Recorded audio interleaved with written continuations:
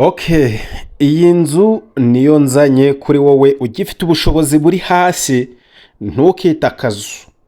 Iyi ni inzu s'il vous plaît, kubera yuko iyi ni inzu wayibamo wenda ukayikorera amasuku, ariko iyi ni inzu wabamo ukava mu bukode kandi amafaranga yawe ukaba uyabitse ku mutungo utimukanwa. Iyi nzu iteretse mu buso bungana na 12 kuri 15. Iyi ni inzu rwose wakorera amasuku, urabona ko urugi rwo iranarufite ndetse n'idirisha byiza. Ni inzu iri ku muhanda. Iyi nzu ifite hepfo urahabona, hagana hepfo reka nze mpakwereke, urahabona hagana hepfo, urebye ikibanza irimo kimeze neza.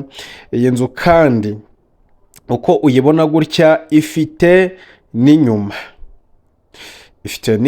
ahantu washira igikoni. Kwanza igikoni na tuwarete bisanzwe bihari, wabikorera amasuku bikaba neza, kubera ko murabizi ko kubaka mu mujyi wa Kigali ntabwo wabishobora, ntabwo byemewe. Ariko nk'aba ngaba akenshi baba barahavukiye cyangwa se barubatse kera cyane, wakwigurira iyi nzu. Ushobora no gusaba icyangombwa cyo kuyikorera amasuku cyangwa se kuyisana, ukayitera igipande, ukayitera igishahuro. Ngiye ifite n'igikoni cyayo.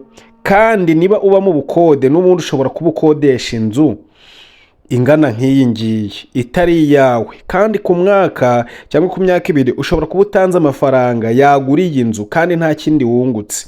Ariko uguze iyi nzu wayikorera amasuku ukayibamo, ya mafaranga watangaga y'ubukode ukayakoresha ibindi, hanyuma noneho nyuma y'iyo myaka 2 cyangwa 3 iyi nzu izaba yarazamuye agaciro. Niba rero wumva wagura iyi nzu, nyandikira kuri iyo nimero uri kureba kuri screen, cyangwa se umpamagare nkugeze kuri iyi nzu. Ni amafaranga makeya, ni 2,2,600,000 yonyine.